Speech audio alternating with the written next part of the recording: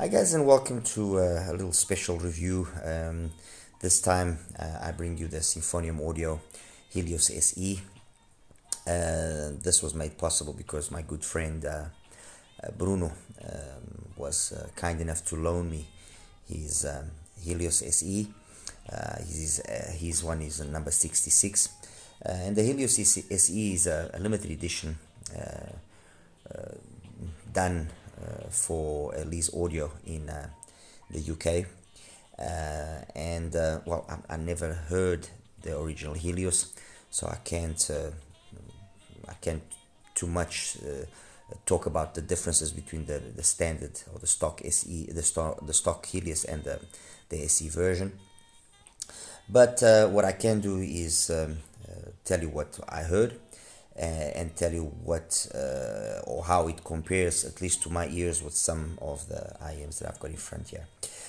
This is the box, very simple, very unassuming. I guess this is probably the proper approach when you're talking about something which costs over $1,000, $1,099 if I'm not mistaken.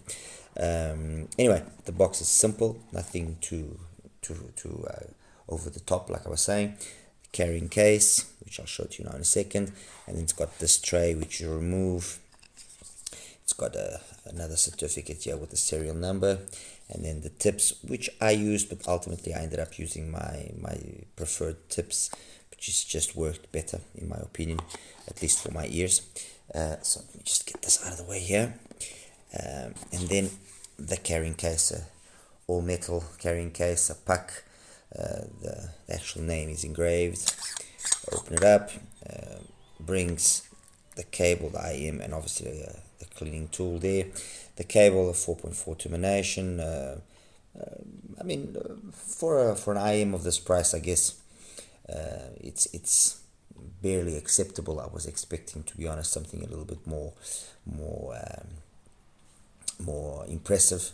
But it does the job. That's the reality. I measured it. It measured fine, and it sounds good. So I guess Symphonium did their homework, and if they opted for this cable, I'm sure they probably know better than I do. Anyway, that's the case. Okay, let me just close it up so we don't get it all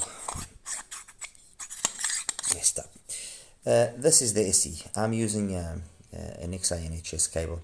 It's a cable that I've been using now recently, and I very much like not only the look of the cable, it looks the part, it looks really the business. It's a 4-core cable, but funny enough, well, not funny enough, curiously, it measured better than the stock cable, and to my ears I perceived a slight improvement in tightening up of the sound. Okay, I'm not gonna sit here and say that, oh no, the difference was monumental, this cable is an absolute beast of a cable.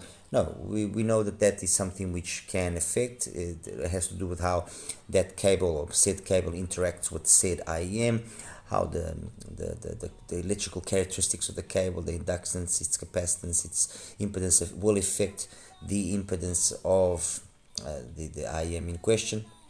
So plenty of times we spend lots of money in cables thinking that we are now going to make an IM which doesn't sound too good magically become a fantastic IM, and that doesn't really necessarily happen that way. Anyway, as for the Helios, it's all aluminum shell, machined. It's got a shape which kind of reminded me of the Tanstrom Oxygen, to be honest.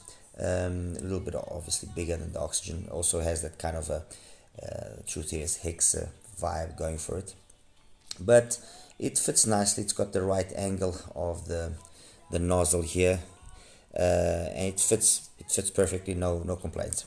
It's a 4BA IEM, and it uses a system which Symphonium Audio and Subtonic developed to linearize the impedance of the actual IEM, and thus not let it be affected by the output impedance of whatever source you're using. I mean, well, it's difficult to say, oh, does it work? It doesn't work, because we can't really hear this without that system implemented. But what I can say is that yes, it does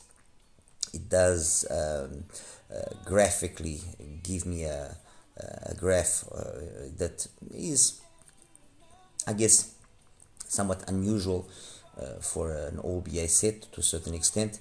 I actually struggled a little bit to measure it properly and cleanly because and I'm assuming that circuitry is obviously affecting the measurement.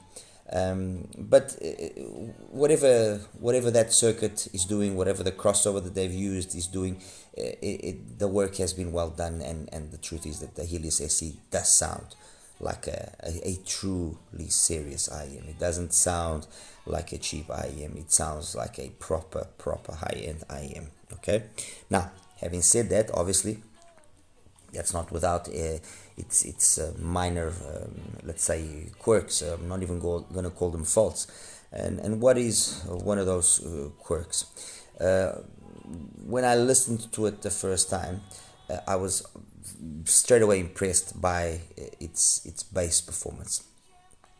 It's capable of giving me very much that DD type of tonality and rumble, which you don't usually expect from a BA. A BA has got a different tonality associated, a different performance, a different way of just showing its bass. So the bass was the first thing that impressed me, and then what impressed me as well was how the mids and highs. How can I explain this? It was how the mids and the highs that just came across in a very smooth but equally I'm trying to find the best word so that I don't mislead anybody. They are smooth but at the same time imposing, in that they make sure that you feel that they are properly executed. I hope I'm trying to get the right idea across. That is also coupled with the fact, or with another little aspect, which is this thing needs power. It needs serious power. And I can tell you that while the majority of the other IMs I've got in front of me here, I was using my FiO Q15 in a volume of around 45 to 50. With the Helios, I had to push the volume up to 75, 80 to get the same sort of volume level. Okay, and again, I'm attributing this this fact to that circuitry that they've used inside internally. And ultimately, if you actually take into consideration it's just 4 BAs, that circuitry must really take up some space inside here, because that's one big IEM there. All right. What did I bring, or what did I select to kind of help me position better the SE and convey my perception of the SE? Obviously, I don't have a lot of IMs which are at this price of $1,000, but I do have IMs which are performing, in my opinion, very close to that price. However, my biggest difficulty here was trying to find IMs which maintain the same number of driver count, because the reality is this: what Symphonium Audio has been able to achieve here with just 4 BAs is very impressive. Volume levels aside, whatever you want to consider, but talking purely on the musical aspect of things, what they've achieved here with 4 BAs is very impressive. And so obviously the choice of IMs that I made was very much based on that, on those number of of BAs internally. So as I was saying, the number of units or BAs of being used was a determining factor for me to choose or make the selection that I have here. So what do I have here? In no particular order, I've got here the Tensio Mirai Halo, which is an 8+4, which obviously doesn't fulfill that little criteria that I just mentioned. Twice the number of BAs plus still the EST, so it's a hybrid. But it's the only other IM that I had here which was more expensive than the SE. Next to that, I've got here the Tangzhou, the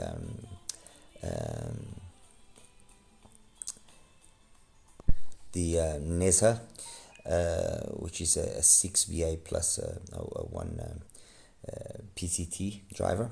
Next to that, the C Audio Neko 6BAs. Next to that, the Duno SA6 Mark II 6BAs. Next to that, the venerable Softiers RSV 5BAs. And finally, on this side here, the Night Oblivion from Butastur 10 BAs. So the two here on the extremes are significantly more driver counter than the Helios SE, while the ones here in the center are more or less the same thing. Yes, I could have maybe also brought out, for example, the likes of the EPZ, the 530, and as well the XINHS, the T4, but I mean, I thought that this here was sufficient, and there was no need for me to go fetch more BAs and more IEMs to maybe even complicate this take, because it's really not going to be a difficult one to do, to be honest. As I mentioned, the sound of the Helios SE is a very mature sound. You know, you listen to it, like I mentioned earlier, and the moment you listen to it, you feel that you are listening to high fidelity. Yes, it needs power, and yes, the source is going to be important. The Q15, I think, did a phenomenal job of extracting an excellent performance from the SE, in my opinion, as it did from all the other IEMs. So I don't think the source here is going to be a detriment, or is going to be a problem. Bass, as I mentioned, is very well executed, sub-bass focused, not a lot of mid-bass, and that lack of mid-bass does render and can render then the mids, especially the male vocals, a little bit thin on occasion. It will be very much dependent, obviously, on what you're listening, but this is definitely not something that I would say would be doing well with rock, or something which does have in its recording an emphasis placed on the mid bass and drums and the impact. Having said that, it is actually quite surprising how well it does do those more high energy songs. But this will do well and does well with things like, for example, Deeper from Pete Belasco, which has got a nice underlying bass tone.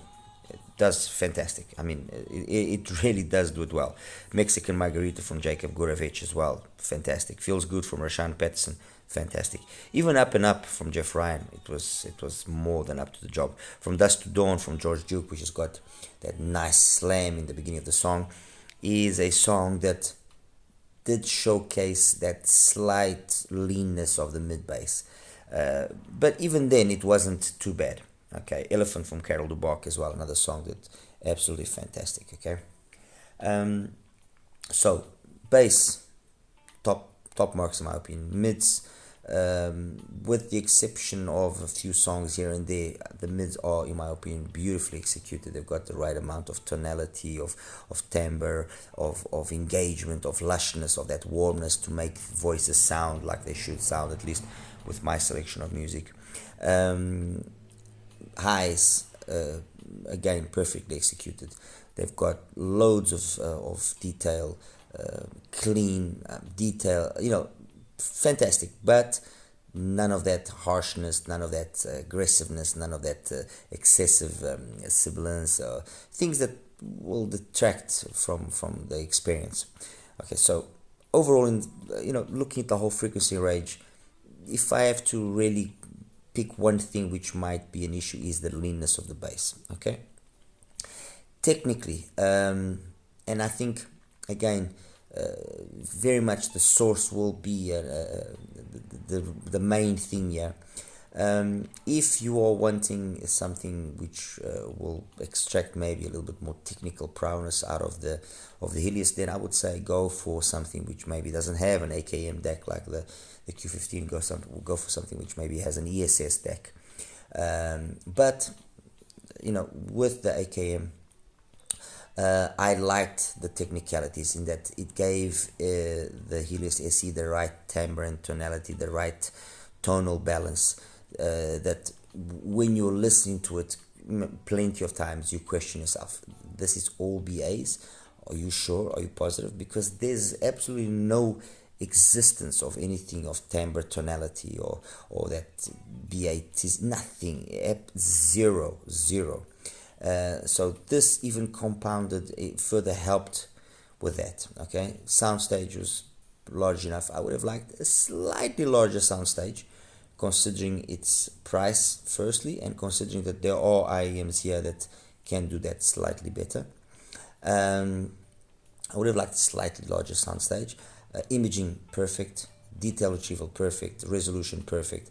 So really only the soundstage, I just, it's a personal thing. Maybe a little bit bigger, it would have been nicer. Okay, but not by no means a deal breaker. Then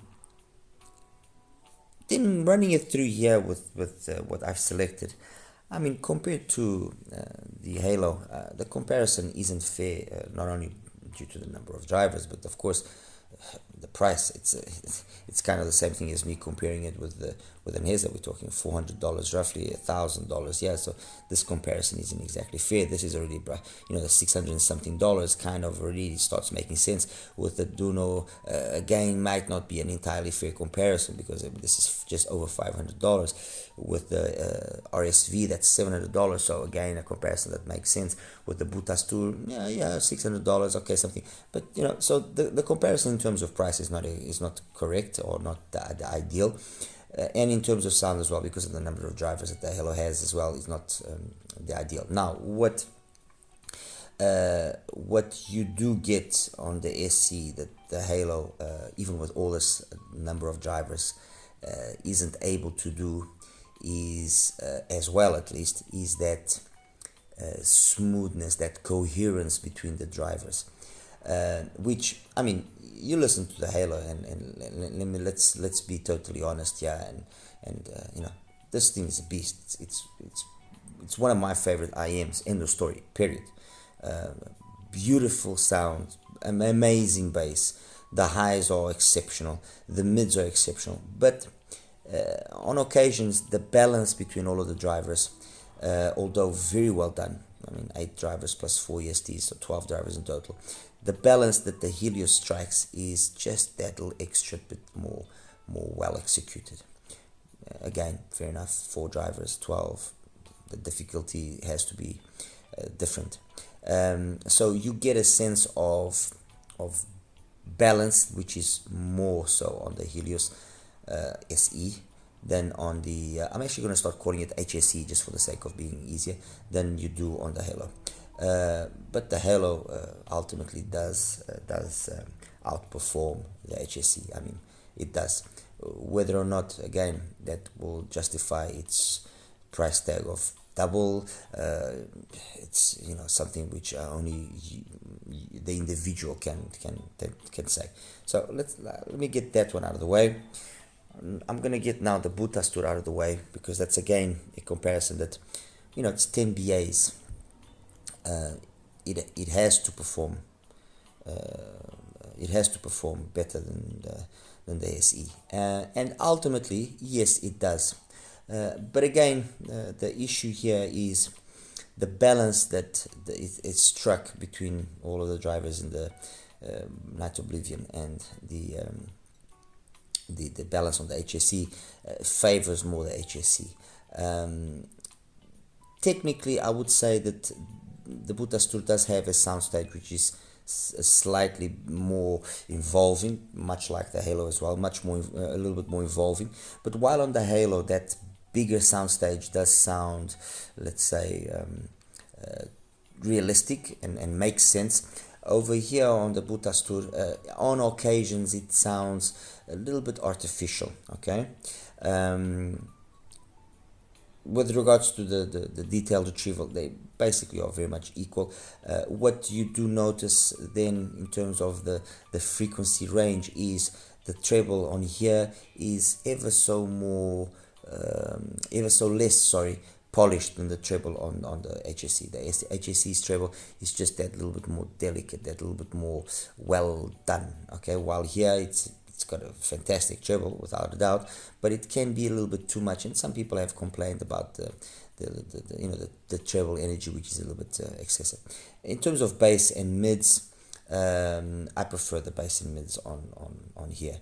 It's not a huge difference, but I just like that energy that they have, which does convey my playlist more satisfying and more often. So there are less songs that I will say, oh no, the Buddha hasn't done the job properly. Okay, so it's not so much that the Buddha is significantly better. It just executes my genre of music slightly better, and overall I think as well it will be a more versatile IM than the Helios SE. The Helios, the HSE is an IM which I think is very niche focused. There's a specific people of a group of people that will appreciate it. So when I'm doing these comparisons, I would like not to have the idea being transmitted that this is inferior to that or superior to. It's just how it's been done, how it's been tuned, and what is impressive is the number of BAs that have been used being capable of producing such an amazing sound. Compared to the RSV, the RSV just sounds only a little bit more energetic in that transition of the bass into the mids, which again conveys a lot of my playlists a little bit more satisfying. The rest of the time, the SE, in my opinion, is able of giving me a sound which is more mature, more. It's I think a nice way of putting it, or a good way of putting it, is the HSC has been able to do what the RSV was mainly not capable of doing, which is technically be more capable. Okay, it's doing it with almost the same number of drivers, 4 versus 5. So it's technically more capable, more enveloping, which is an achievement in itself, because the RSV is a fantastic IM. Let's make that perfectly clear. And it's only really in the bass energy, in that thump, that mid bass, that this loses out to that. Okay, otherwise the HSC is an IM which does make sense, or does earn its right to be considered an upgrade over the RSV. Okay, compared then now to the NESHA, the C Audio, and then the SA6. The NESHA, in terms of fun and engagement, definitely the NESHA takes the cake. It's a more engaging, more fun IM to listen to. Also very well built, but I mean, this is a resin shell, this metal shell, so you choose what you prefer. But in terms of the build and the cable and everything, really no complaints there. It's got a nice carrying case as well, so thanks who did their homework.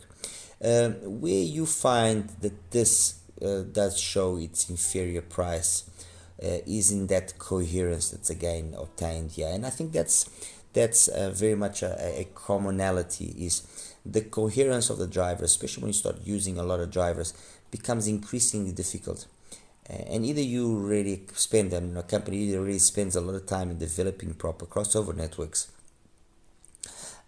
like Symphonium Audio did here with the HSC, or then it's gonna showcase itself more or less sooner or later. It's gonna show that fault, and that's what happens here with the NESHA. The NESHA with using with the FIO actually benefit the NESHA quite significantly. But the NESHA and the, let's say, normal listening conditions, if you're not going to be too critical, I think most people actually prefer it, because it's got a very engaging mid-bass stump, which again is not surprising. All of these IEMs have actually got a more engaging mid-bass stump than the HSC, but it doesn't have the same of sub-bass that the HSC has. It doesn't have the same polish in the mids that the HSC has. But those aspects only really come across when you are listening to more, when you're having a more critical listen to it, as I said. And the normal listening conditions, and even with stuff like EDM, let's say you're a person that likes listening to all types of music, I am positive and confident in saying that you'll probably prefer the NESHA to the HSC, because of its very much specific style of sound that it's focused on, and a specific type of or crowd of people. Compared to the C Audio Neko, I'm not going to say they are a tie, because yes, again, I do notice a slightly more coherent sound here. But the Neko does have a super balanced sound, with everything being portrayed in a very accurate and a very anyway. My apologies, not anyway. It's like I even said in my review of the Neko, they did a lot of things right, but they made it ultimately a little bit too soft. Ultimately, it lacks that little extra bit of salt to make things more engaging. Okay, and that's one point where the HSC has done things very nice. Although it's smooth and relaxed and very correct sounding, very audiophile, it's got this engagement, this manner of captivating you and taking you into the songs, which is very, very satisfying. And again, especially because you're not expecting it from just four BAs. It sounds way larger than life. Okay, so compared to the Neko, I would say that this ultimately edges that out under more critical listening conditions, by being more mature in the way that the upper mids and the treble especially are done, not in the bass, and then by having a smoothness which is a little bit more satisfying than the smoothness. This is, I would say, almost too clinical, and less musical, while this has been able to strike a very good balance. Compared then finally here to the Duno SA6. With regards to the SA6, I'm gonna very much say the same thing as I said with regards to the Butastur, although the treble here, in my opinion, is smoother and more well executed than it is on the Butastur. So I would say that this has better bass definitely than at least to my ears and my preference. I prefer the bass of the SA6, okay, as I do the bass of the Butastur, and as I do the bass of the Halo. These three for me have got the best bass here, both in terms of rumble and mid bass impact. The Nesa, the Neko, and the RSV have also got very good, very well executed basses, but this is more mid bass focused. This lacks excitement, and this again is more this is actually a little bit more the sub bass focus, and a little bit more exciting than the Neko. So the Duno in terms of bass is, in my opinion, more satisfying than the HSC. Mids, and again, the volume matching is important here. The mids on the HSC are very much on par with the mids of the Duno SA6. They're very equal. And the extension then is where you will see that just loses ever so slightly to the HSC. I would probably say, putting aside the Halo, because it's got obviously STs. If I take the rest of the IEMs here, the one that I personally think has got the treble that's the most similar to the HSC's treble in sense of being detailed, clean, non-sibilant, non-aggressive, non-harsh, polished, very mature sounding, is definitely the SA6. I mean, these two have got absolute fantastic treble execution. Fantastic. And that's it, guys. I mean, like I said, I was very impressed by the HSC when I listened to it. Very, very impressed. It's got great musicality, great tonality associated with it. Its only gripe really, and it's not even a major one, is that on certain songs I would have liked a little bit more mid-bass presence, but that's because of the way that it's been tuned, that presence is lost. And as well, if that presence was maybe there, then the overall balance of how they've been able to tune the HSC wouldn't be the same. So it's a culmination, a coming together of several factors which make the HSC so special. It's the fact that the tuning has been done in a way that will not showcase the BA timbre and tonality and the associated aggressiveness. The the musicality that they've tried to obtain is a musicality which wants to take you away from you losing any driver coherence, and wants to take you away from you finding that BA timbre to be a nonsense or anything. So it's very musical, and still manages to give a very technical presentation. It's really quite impressive in terms of the mids and the highs, how well the HSC is capable of playing. And that's it, guys. I hope I was able to kind of give you a general overview here of the HSC. I'll show you now the graphs, and we'll wrap it up. Alright, you take care now. Bye bye. Hi guys, and welcome now to the graph section for the Symphonium Helios SE, the HSC. And well, let me just take away all of these graphs so that we can be left with the HSC. Okay, so this is the graph of the HSC. I want to first of all apologize for two aspects, and trust me when I say that I tried every conceivable possible way of different tips and this and that. I tried everything, and I just could not get rid of this noise that's here in the lowest frequencies, and also this noise that's here then in the upper frequencies. I just couldn't try. And if you actually look at the graph, it just doesn't look as smooth as, for example, the graph of the Nezha, or the graph of the Tansiomidai. So my only explanation for this is that perhaps that circuitry that they are using internally on the HSC requires some special attention to be paid to how you actually measure the IEM.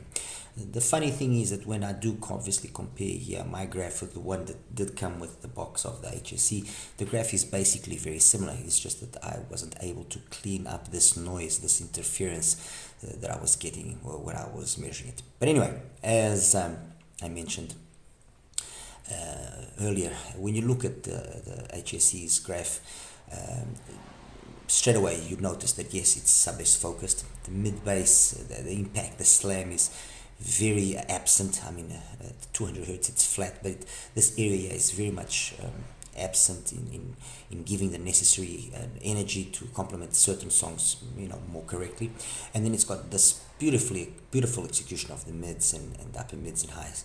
A little dip there at 5. But this whole section here is very, very well executed, and the whole IEM screams smoothness, screams being very correct in its presentation, highly technically capable, in my opinion. It truly sounds very, very good. Anyway, let's run through the IEMs. I'm going to show you here now the Tansiomidai, the Halo. Needless to say, the biggest difference obviously straight away here, and then we have a little bit more of a jaggedy execution across the upper mids and the treble. The Halo, you notice that more bass, without question, more energy across the mids, more detail up top in the treble. What you notice is the difference between the two of them, besides the obvious volume level that one can obtain and the other can. The HSC is not an easy IEM to drive, let's make that perfectly clear, is that the marriage of all the 4 drivers in the HSC is obviously much more facilitated when compared to the marriage of the 8+4 on the Halo. And the ultimate result is that you notice a better execution of coherence in the HSC versus the Halo. Now, and let me make this clear so that this doesn't cause confusion or anything of the sort. The difference is not big. No, the difference is very minor. After all, we are talking $2,000 for one, $1,200 almost for the other. So it's not that the difference here is huge. No, it's not a huge difference. But you do notice it. You know, under the right songs and so on, you do notice it.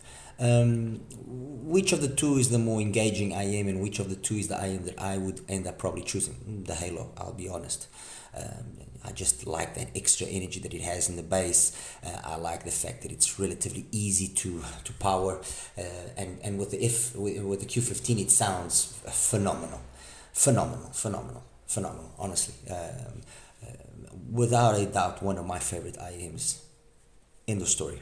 Okay, let's compare it now with the Butastur, which is the other IM, which is a high driver count. And the Butastur, as you can see, already approximates its tuning to the style of the tuning of the HSE.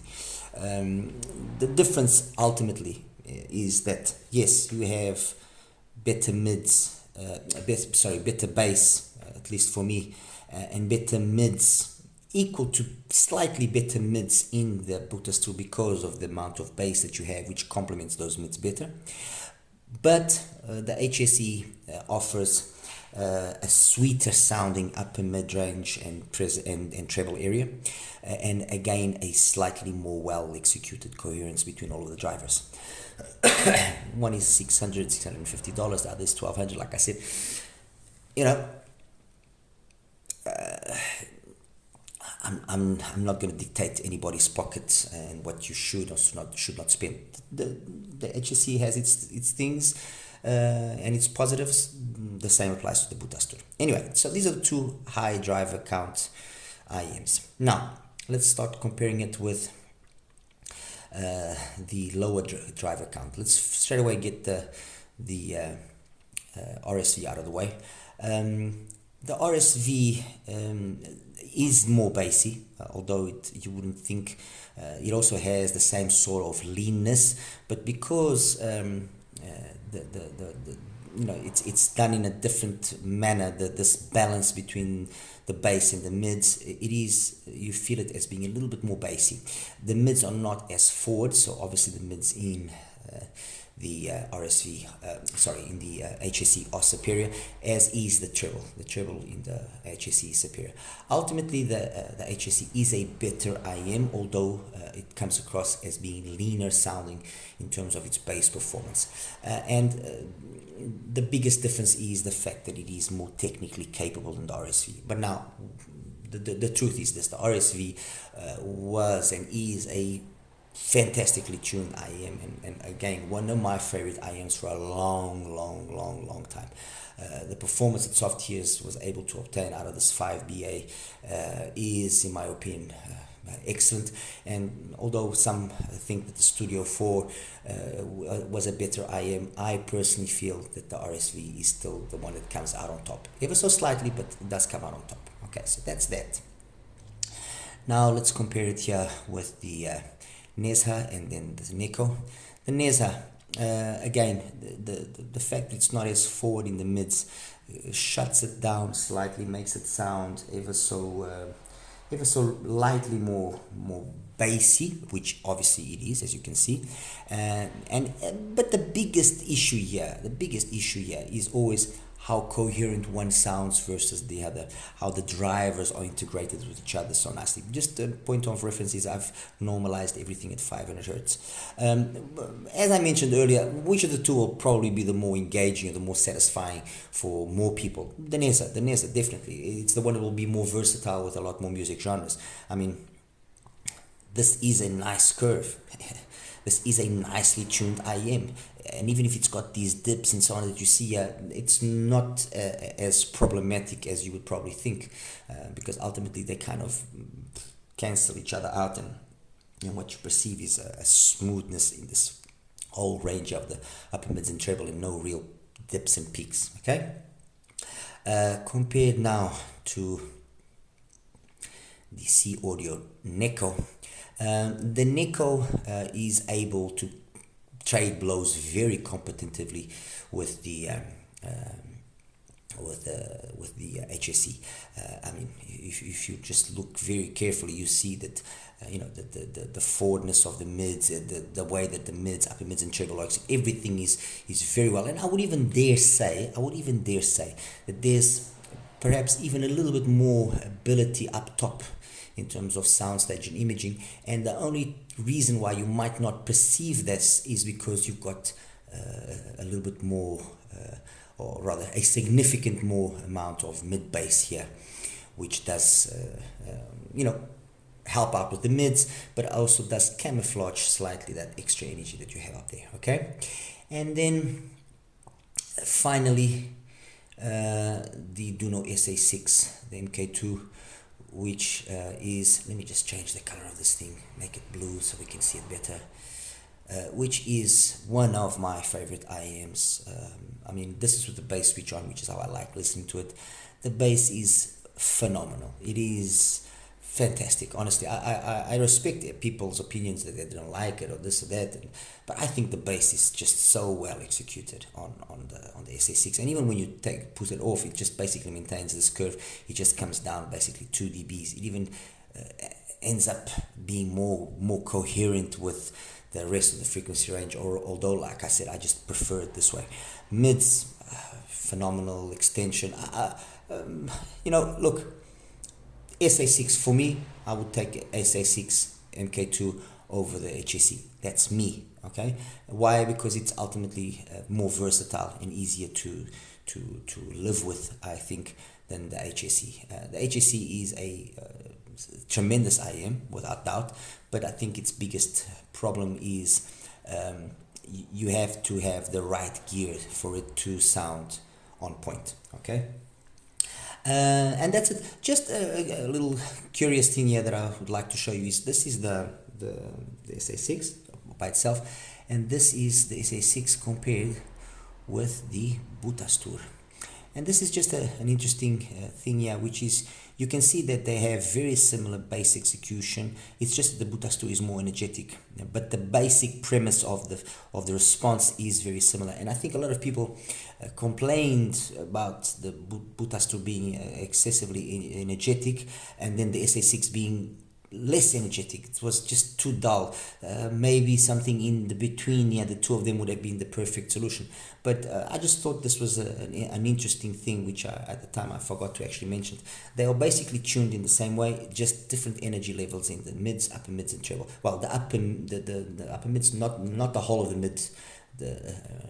Let's put it here. I would say different energy level here between 1K and 7K. Is the difference that exists between the two of them, which renders the Duno SA6 with a more warmer tonality, while the Butastur has got a brighter type of sound. Anyway, guys, once again, my thank you to Bruno for having loaned me his HSE. It's been an absolute pleasure to have it. It's going to be hard to return it to you. I really liked it. I'm going to seriously consider maybe trying to see if I can find, even if it's just a normal Helios secondhand, and maybe getting it, because I think it's an IM which is worthwhile of me having in my collection. Or maybe, who knows, maybe even get myself an HSE from somebody that might want to sell it at a value that I can obviously afford. And that's it. Any other questions that you guys might have, please feel free to ask me. And as always, like and subscribe. All right, you take care now. Have a good one. Bye bye.